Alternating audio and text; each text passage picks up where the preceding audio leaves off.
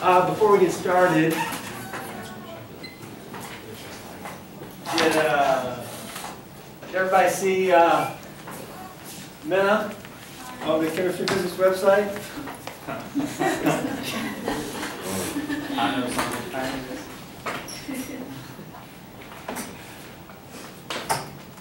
I want to see Larry. Larry's there. Larry. Also, Allison is over there in the blue, saying their Arduino project. There's a sophomore doing internship at Savannah River National Laboratory. There's the SRSP seminar group. Seminar is next Friday. Today is the medicinal chemistry seminar, 1 o'clock.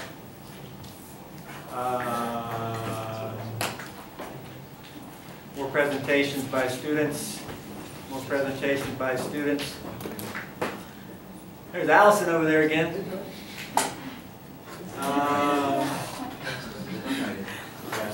Information about the seminars are over here. This is today, and then that one is next week. Dr. Abernathy from Winthrop, he's a mathematician, does mathematical modeling of cancer cell propagation.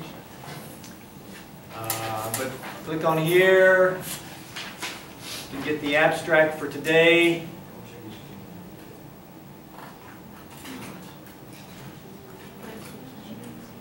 That should open. Let's look at the first page of the substitution handout.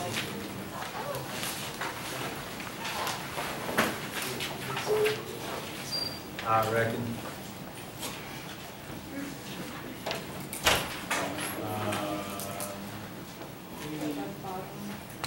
Where's it at? Yeah. Dr. Rachel Jones today. You should read about the seminar presentation right there today.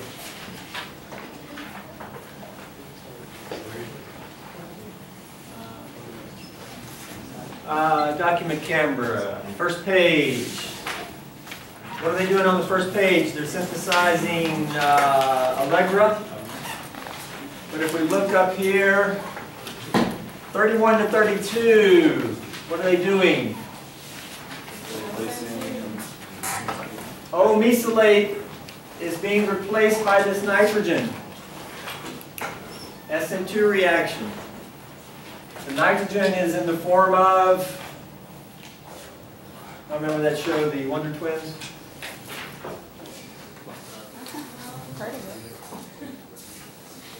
Cartoons in the 80s. Yeah. In the form of this amine. Good nucleophile, long pair there. Backside attack, kick off the mesylate, but the nitrogen is going to have to lose a bond to go neutral. It loses the H. There's an example. How do you make the mesylate? From the alcohol. Convert the OH to the mesylate.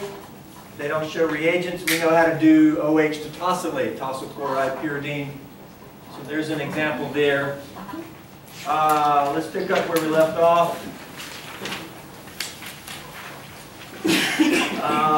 Summing it up. What type of nucleophiles can participate in an SN2 reaction? Strong ones. Why? Nucleophile has to be strong for SN2. Why?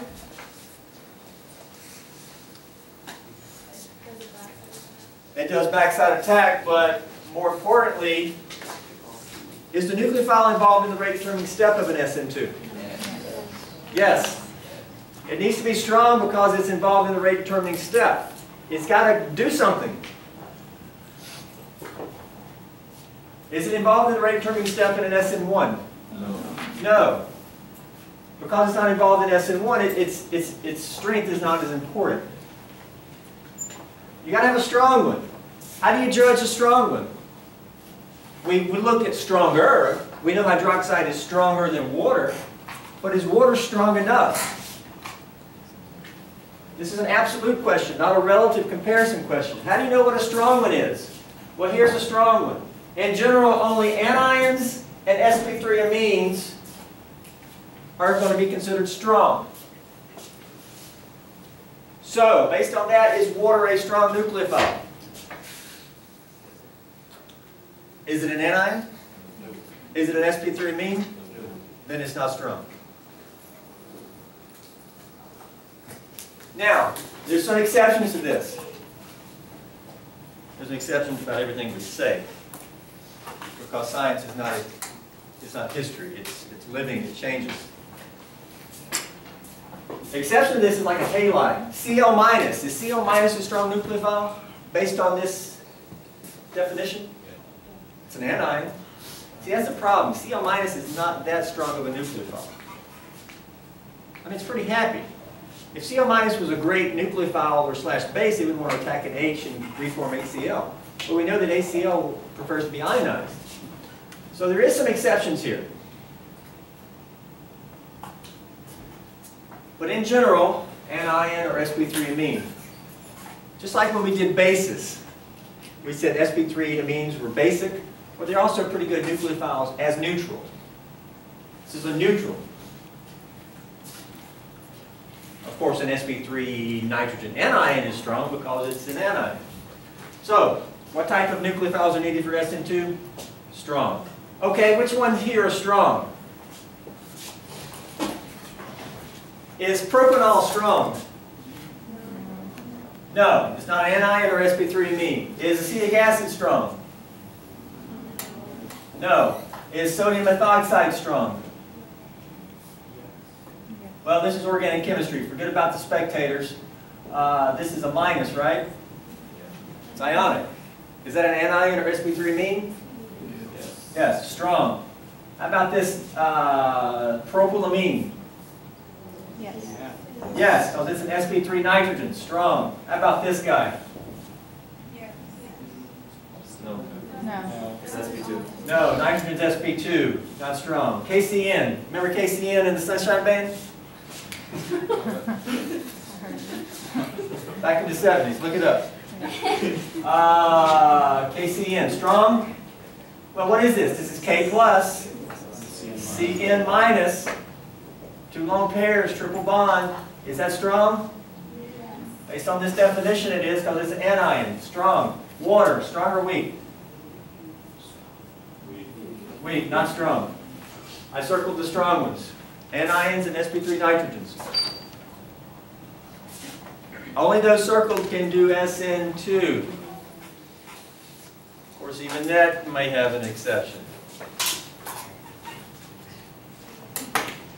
This is general starting points. For example, if you see this undergo a substitution reaction and you see inversion, what type of mechanism did happen? SN2. SN2. Then you say, well, I thought this couldn't do SN2. Yeah, but you see inversion, so it must have done it. Your stereochemistry is never going to change. SN2 is inversion. SN1 is racemic because it's cation, you attack either side. That will never change. There will be some exceptions here. But we have to have a sort of a starting point. Okay? Starting point is judging these based on this simple definition. Okay, let's look at various examples of SN2. Sort of get more precise here. Alkylation of oxygen. What does alkylation mean? We're going to put an alkyl group on the oxygen.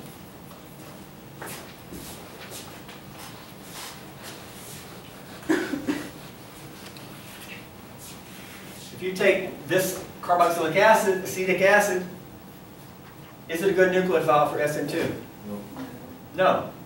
Can we make it a good nucleophile? Yes. If we make it an anion, can we turn this into an anion? Yeah. Yes. How do we do that? What do we need to react it with? To remove this H. Starts with a B. Base. Base. What's your favorite base to remove an H from a carboxylic acid? NaOH. Sodium hydroxide. Sodium hydroxide will work. Hydroxide. These electrons bond to H. These move on to oxygen. We get that with 3 lone pairs plus what? Plus water, and there's a sodium sitting there. How do you judge this equilibrium, acid-base equilibrium? pKa's. What's the pK of a carboxylic acid? 4 to 5. What's the pKa of water? 16. Which side's favored, 5 or 16? 16. Yes, this is strong enough base. This is favored by 10 to the 11. That's what? Tonio, what's that? 10 to 11. 100 gazillion.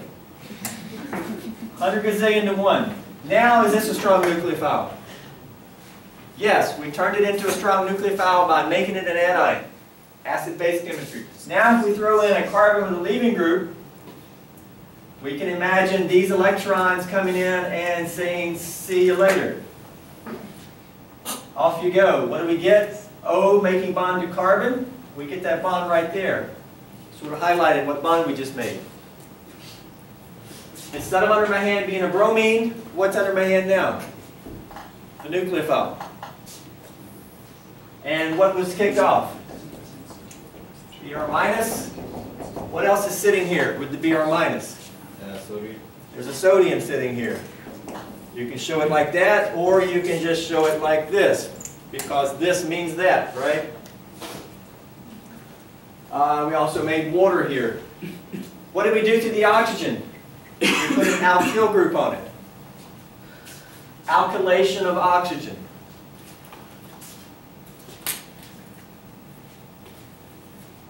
Alkylation of a carboxylic acid. What type of functional group did we make? It's no longer carboxylic acid.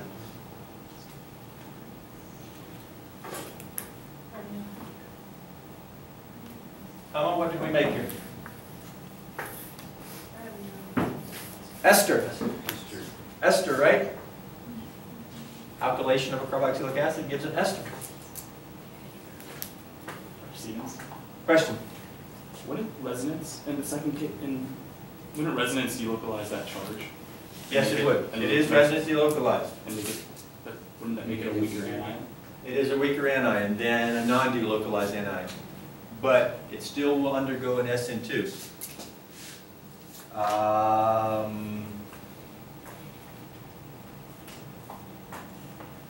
Resonance effects. A conjugated lone pair is not as reactive, but can still react, particularly with an anion.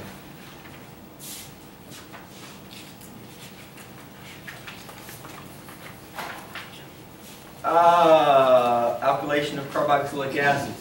What about alcohols? Can we alkylate them? Or O-alkylate? O-alkylate. Is this a good nucleophile for SN2? Is it an anion? Is it sp3 amine? No, not a good nucleophile. How do we turn it into a better nucleophile? Can we? We deprotonate it, making it O minus. That's O minus, right? You got to see, that's a minus, that's a plus. It's O minus. We need a base. Hydroxide. These electrons take the H, these electrons stay behind. We could show minus and plus. That's a minus and plus, right? Water. Why do I have a big X there? What's the pKa of an alcohol? Like water, 16. What's pKa of water? 16. Which side's favored?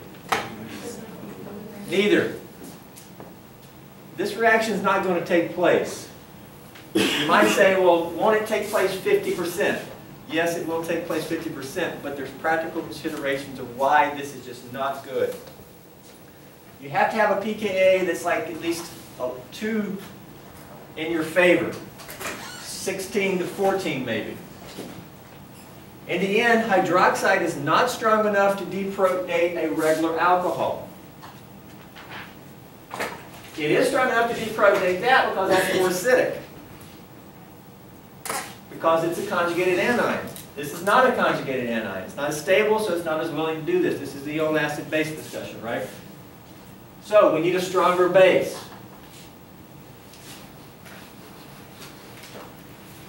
There are 2 stronger bases, and one is actually not a base. The first one is really not a base, but it will get the job done. If you react an alcohol with sodium metal, that's oxidation state of 0, sometimes a 0 written there, sodium metal. You will remove the H, make the, what do we want to call this here? The sodium what? Terminology. What is sodium OH called? Sodium hydrogen oxide, hydroxide. Sodium hydroxide. What do you want to call this? Sodium oxide. Sodium oxide. Sodium alkoxide. Yes, it's an alkoxide. Not a hydroxide, but an alkoxide. Now, particularly, it's a what? Something methyl propoxide, but just keep it generic. We make the alkoxide using sodium, but in terms of a balanced reaction, we also form hydrogen here. The sodium doesn't have electrons to take the H, and you don't make sodium H. This is actually a redox reaction. It's not an acid-base reaction. Now, if you want to balance this, because if you're staring at where the two H's come from, that's what you're asking, right? I knew you were. There's two of these for every sodium. There's actually two of these, and there's two of these. Now it's balanced. Everybody happy now?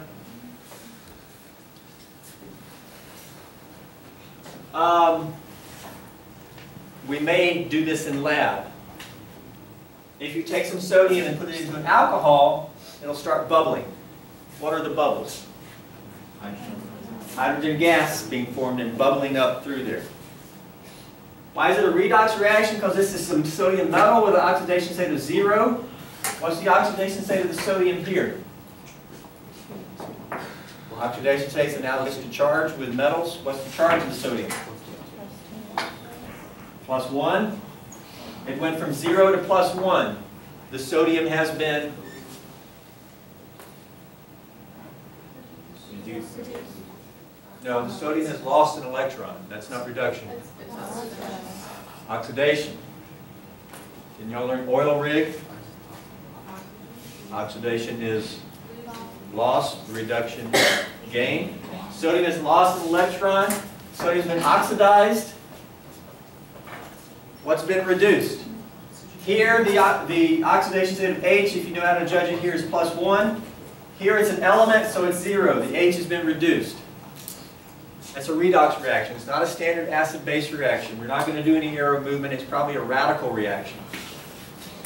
But it's a classical reaction you should know. We'll maybe demonstrate it in lab. In the end, what do we have? Is sodium alkoxide. Now this O minus. You got to recognize this is O minus sodium plus, right? Now the O minus will be a good nucleophile. Example. Treat this with sodium. You make the O minus. Throw in a carbon with a leaving group. These electrons, bam, see you later. We just made that bond right there. The O bonded to carbon instead of the chlorine bonded to that carbon. And we have a new bond. Cl minus, sodium chloride is going to be formed here.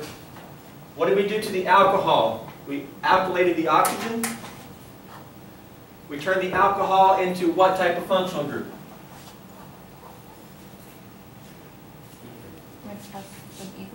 Ether. Yes. Ether.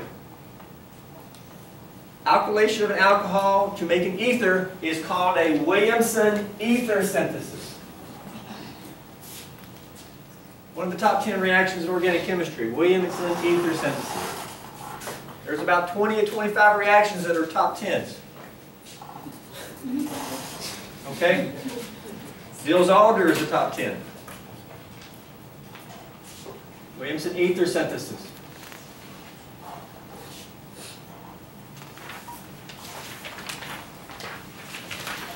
We can do this maybe with a phenol. With a phenol, you can use hydroxide. Can be used. Why? Because the phenol is more acidic than a regular alcohol. What's the pK of a phenol? Yes, it's about 10. It can vary widely. I mean, I could show you a phenol with a pK of about 2, depending on substituents on the ring. Standard phenol is about 9.5 to 10. Plus 16, which size favored? Actually, went the wrong way earlier. I said 1614. We needed 1618. We need a higher number on the right. We need a weaker acid. Which side's favored? The right by how much? 10 to the 6, a million. So at equilibrium, you got a million of these and only one of these. 10 to the 6 is enough to drive it and to be practically useful. Sodium hydroxide is strong enough to deprotonate a phenol and a carboxylic acid, but not a regular alcohol. So for example, you take phenol, sodium hydroxide, you make the sodium phenoxide, throw in a carbon in the leaving group, methyl iodide. Of course, that iodine is bonded to the carbon, right? ICH3. This is minus. These electrons, boom, kick that off. We make the O carbon bond. We turn the OH into an ether. Methylation in this case. You think methyl iodide might be toxic? Would you want to expose the proteins in the DNA in your body to methyl iodide? Great leaving group. That carbon has no sterics at all. Backside attack is real easy.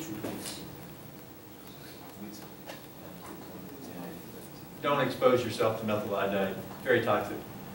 Alkylate your DNA, cause cancer. Great leaving group and non-hindered. Nucleophiles can do backside attack real easily. It's great for methylating things in the lab. It'll also methylate your DNA. Make sense? Great leaving group, non-hindered. In comparison, what if I showed you a carbon that looked like this? I mean, is this going to do SN2 easily? No, it's very hindered. I mean, all this is blocking. Not only is it hindered, the leaving group's not that good. So comparatively, methyl iodide is very reactive. It'll be toxic.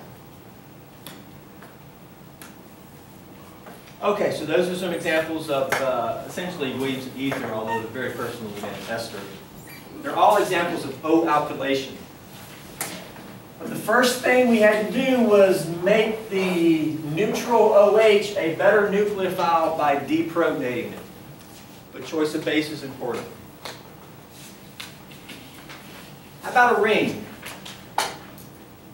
This is an example of making a ring by an intramolecular SN2. If you react this compound with sodium, you can get this plus sodium bromide. What does sodium do to anything here? Do we know what it does to anything here? It will form the O minus plus what? Plus hydrogen gas. Sodium sits there. When this O minus is formed, is it just going to sit there, or could it do something? It could come over here, bam, see you later, and do an intramolecular reaction. Internal SN2, and what does that give? Well, we make this bond here, where the oxygen is bonding to one of the carbons. We make a ring. Br minus can go with the sodium plus. So that should be a pretty straightforward example of a intramolecular reaction to make a ring by an internal SN2 reaction.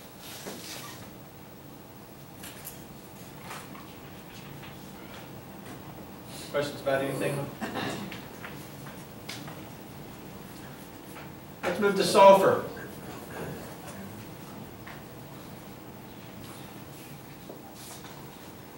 Look on the periodic table.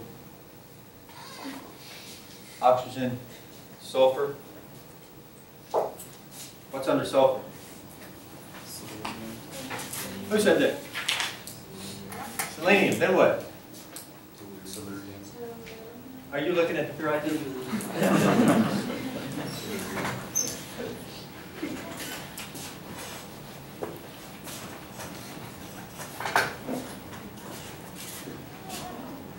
And then what? Polonium?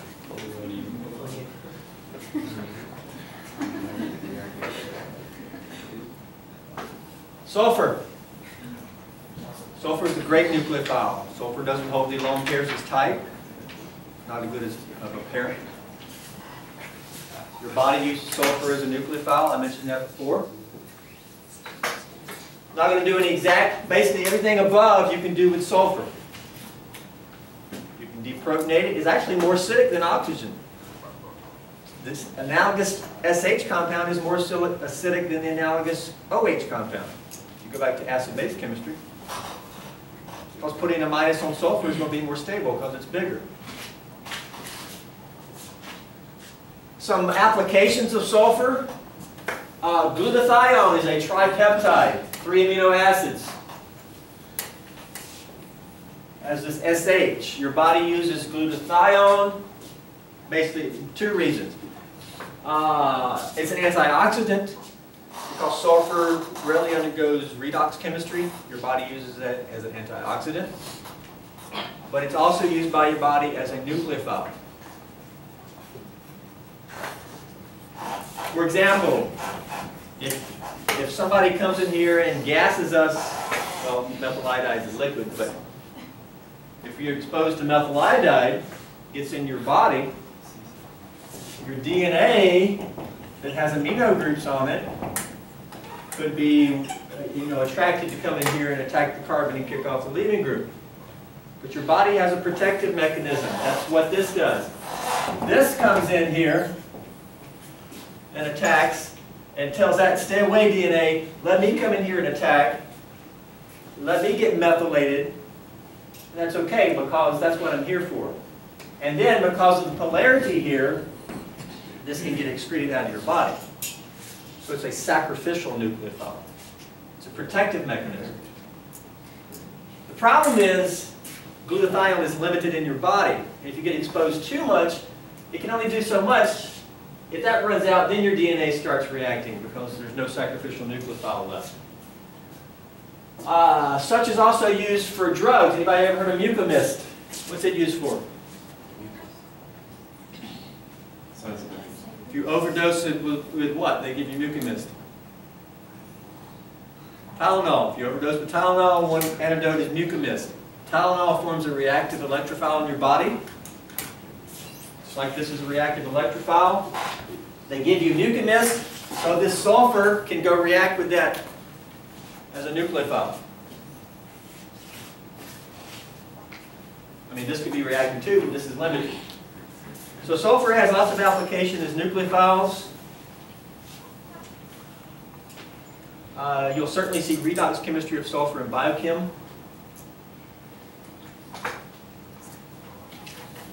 We did oxygen, we mentioned sulfur. Let's move to nitrogen. sp3 nitrogens are good nucleophiles. We said that. sp3 nitrogens are strong nucleophiles, can do SN2. You can alkylate an amine. There's no need to form the anion because the neutral of sp3 amine is a strong nucleophile.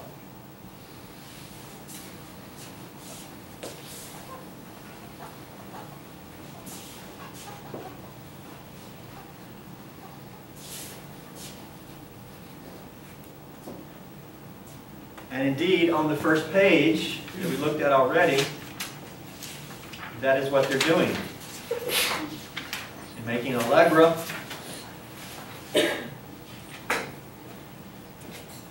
This is sort of the main substrate, but it has the leaving group. Here's your nucleophile right here. This neutral sp3 nitrogen comes in here, kicks that off. It's a good nucleophile.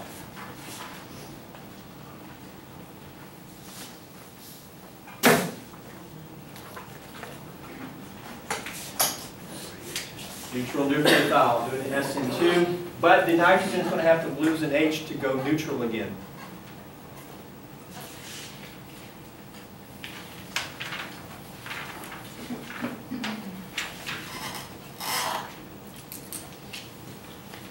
There's also a synthesis of Zyrtec on the last page. We'll look at that eventually. Now, although it can be used, such as on that example we just looked at, it does have potential problems.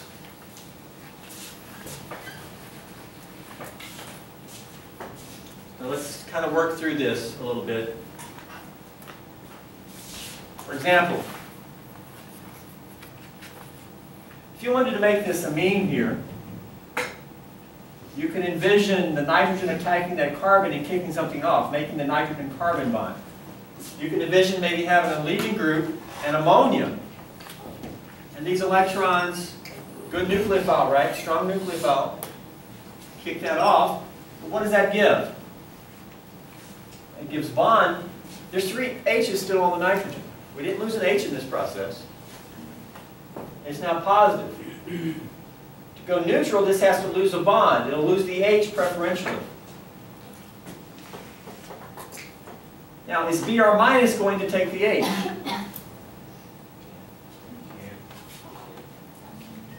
Will Br minus take the H? Well, how do you judge that? Acid-base reaction. You need to know pKa's. If this took the H, you would make this plus what? HBr. pK of HBr is like -5. It's a strong acid. pK of this is about 10. So it takes some discussion. So let's go from that. 10 or -5, which side is favored? 10 is favored. So is Br going to take that and go that way? No. I mean, it does in equilibrium, but the equilibrium is going to that's going to take the H back and come this way. It sits here. Br minus is not a strong enough base. If you want to remove the H, you're going to have to include a base to remove the H. A stronger base than Br minus. If we go back to the first page, why do they include potassium carbonate in this reaction? Now that's not a Br minus leaving group, but MsOH is also is analogous to HBr. It's a strong acid. They include potassium carbonate to remove the H. Okay? So they don't have the H there with the plus charge.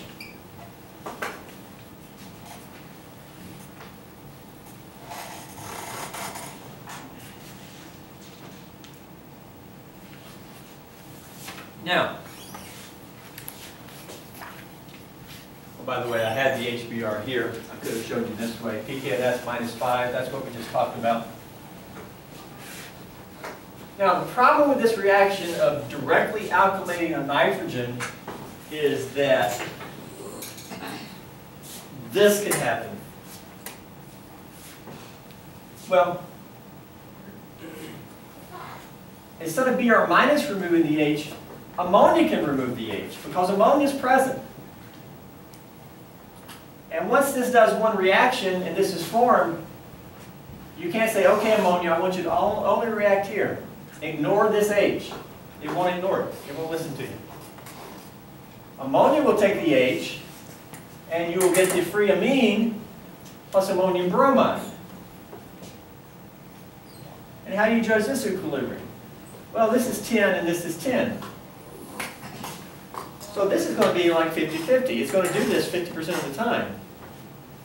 But when it does this, now you have a free amine again. And the free amine will come in here and react. And when it does that, or here, you end up with 2 alkyl groups on the nitrogen. Of course, also the H, but then the H can be removed. Basically, one problem with trying to directly alkylate a neutral nitrogen like this is you'll end up putting on multiple groups.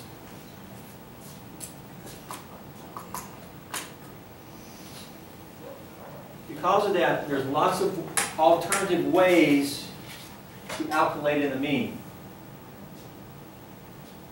And we will see alternative ways.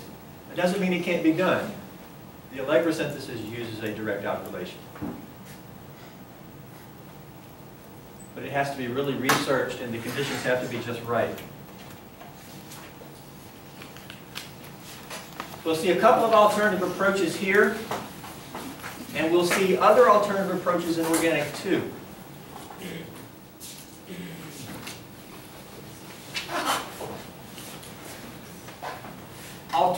approaches to making the same product from something with a leaving group. Instead of reacting it with ammonia, one tricky way is to react it with sodium azide. This is Na plus N3 minus. I think you were asked to do a Lewis structure of N3 minus in the workbook during week 1. We try to do one. I'll just do it quickly. I think it's all like this. Minus, minus, plus for a net of 1 minus. Either N to be the nucleophile. These electrons here, kick that off. You get this with the 3 nitrogens bonded. Same bonding, you just now have this bonded to an alkyl. Azide's a good nucleophile because it's an anion. Get a good yield of this. It's called an alkyl azide. By the way, alkyl azides are your skin is very sensitive to them, often cause dermatological reactions. Azides can also be explosive. That's really only important if you're doing large scale or you're beating on them or something.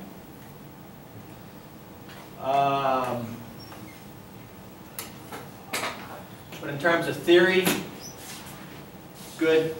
There's no problem with polyalkylation here. At this point, if you react these with hydrogen putting on carbon, you will cleave the NN bonds and get an NH2.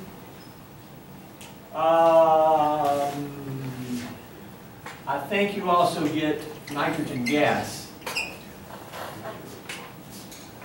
I thought I saw something else. I thought I was wrong about that, but then I thought I was surprised that I was right. I can't remember what was up.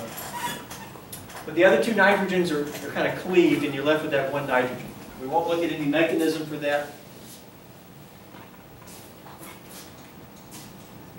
This is an alternative way to direct alkylation of ammonia, or an sp3 nitrogen.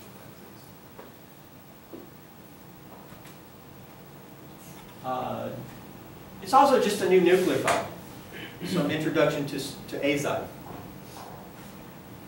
In terms of SN2, does this look like a reasonable SN2 reaction?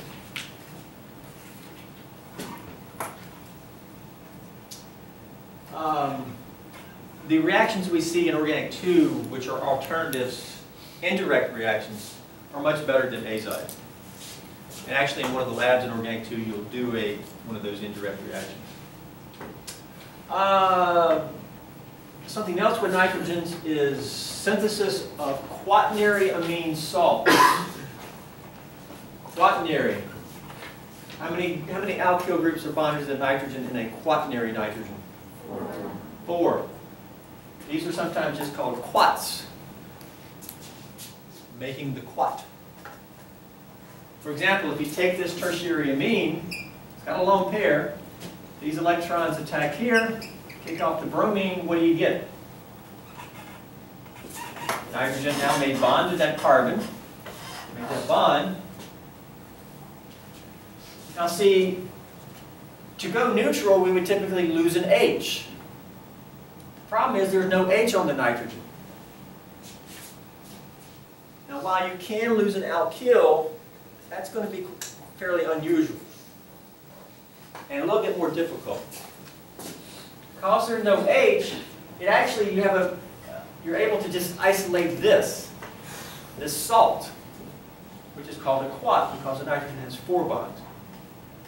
And of course you've got to have the minus to go with the plus, so it is a salt. Why is this important? Well, you often see quats. Anybody ever been over to any gym and they have the hand sanitizer? Yeah? Please use hand sanitizer or spray the machines. Look at the labels. You'll see the word quat on them. This right here, if you go over to the Y, this is the one that they have in the bottles. It's a quat right here with 2 long alkyls and 2 methyls. That's called, this is decyl. 1, 2, 3, 4, 5, 6, 7, 8, 9, 10. Decane, decyl, didecyl, dimethyl, ammonium chloride. It's a topical antibacterial. It's used in a lot of hand sanitizer.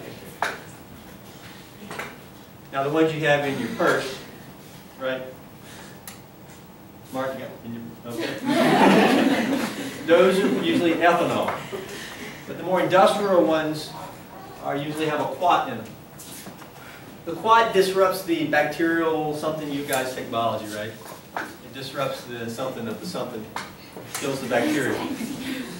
That was the high ionic strength and stuff. Okay? So that's where it quats. You'll also see this molecule here in biochem. Look at that quat. Quaternary nitrogen. Got an OH. What's that called? Choline. Choline is very important in biochem. You'll put an acyl group on choline, an acetyl group, and when you do, what do you get? Acetylcholine.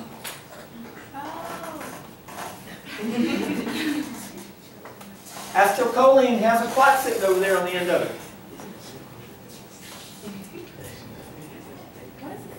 Where y'all talk about acetylcholine?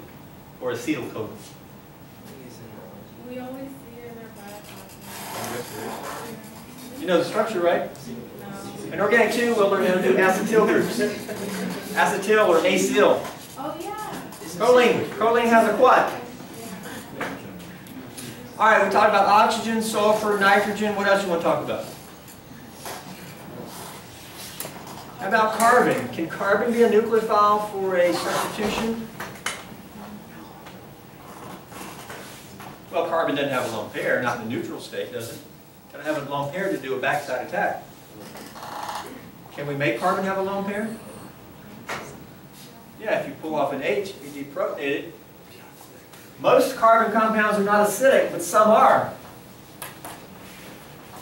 The most acidic compound we've talked about thus far is right here, terminal H of an alkyne. That H can be removed. Make an anion, a carbanion. What base you want to use? First off, what's the pKa of this H? Anybody remember?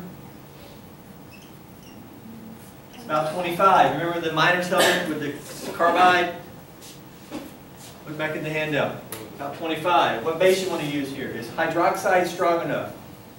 See, hydroxide removes it. You can make the anion plus water. Water is 16. 25, 16. No. What base will you use here? Do I remember? NH2 was used.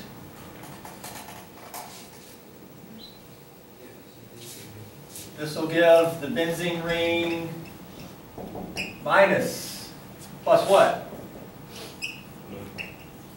Ammonia. We do have a practical problem over there. But for some reason, textbooks love to use sodium. This is a lousy base because it's not soluble in organic solvents. And you put it in water, you just make hydroxide and ammonia. We also have another problem we'll mention. 25, ammonia is about 30. Which side's favored? Yeah, so this side's favored by 100,000. We can deprotonate. Now if we throw in a carbon with a leaving group, maybe chloroacetonitrile, these electrons will add here and say, see you later. And now we can do an SN2 with a carbanion. We can alkylate the carbanion, and that will give formation of that bond right there. Sodium chloride is going to be formed plus ammonia. Two practical problems with this base. First off, I don't know what solvent you're going to use here because this won't dissolve in any solvent. So it's very dependent upon particle size of the sodium NH2, stirring. If you don't stir it fast enough, various things. It's not soluble. In organic 2, we'll see a more soluble nitrogen base. More soluble organic solvents. What's another problem with this over here? See a potential problem?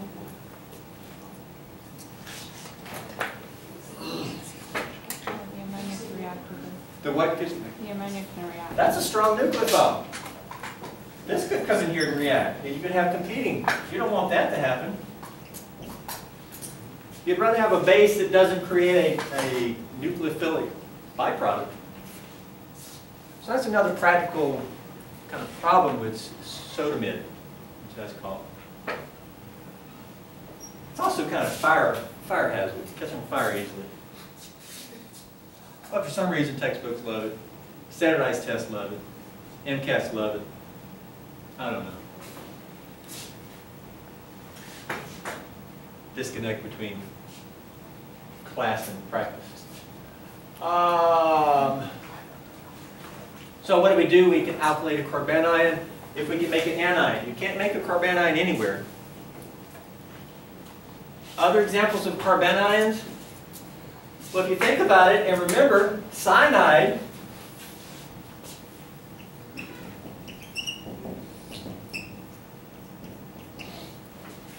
has a carbanion.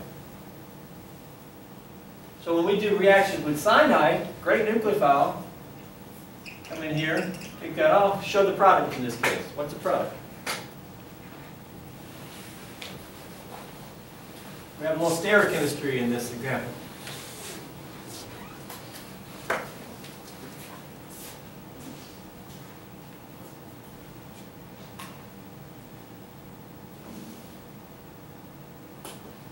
Of course, we're going to have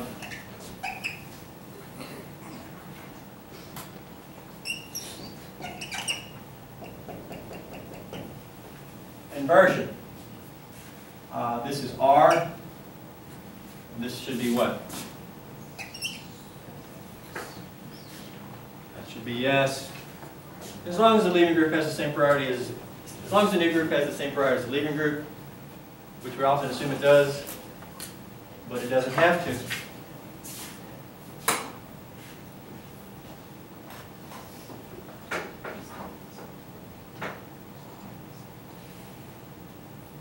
That is S, right? 1 would be. I don't think so. What is DMSO? DMSO is just a solvent. Good. Just a solvent. Dimethyl sulfoxide. Just a solvent. Most likely on the solvent page I gave you during week 1 or 2. It's a polar. It's a water-soluble polar solvent. What's DMSO used for in the stable or the field or anybody? Equine. Horses? Well, that's what equine is, right? What DMSO is used for rub the horse's legs? Anybody ever heard of that? Liniment or something? I don't know what it makes them feel good or something. I don't know. DMSO is used in the horse industry on horses. It's not a toxic solvent.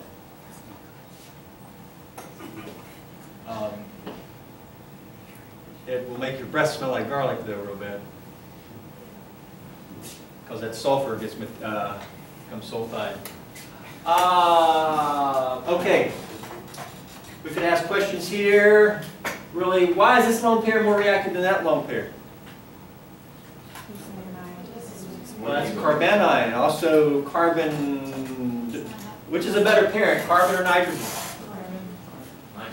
Nitrogen is more electronegative. So in this case, nitrogen is a better parent. It's all relative, right? Yeah, it reacts with carbon. You get this. What type of compound did we make here?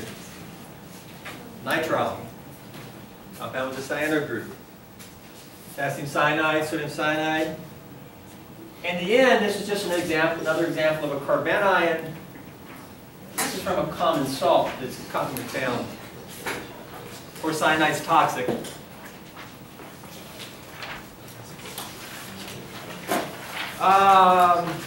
Okay. Let's kind of set the stage for next time.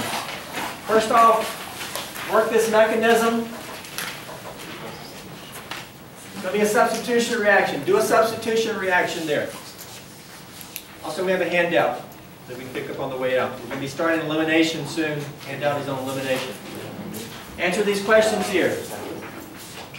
Do mechanism, answer the questions. and then see if you have questions about summing it all up. Then, please work all these on the next page. Please have these done for Monday.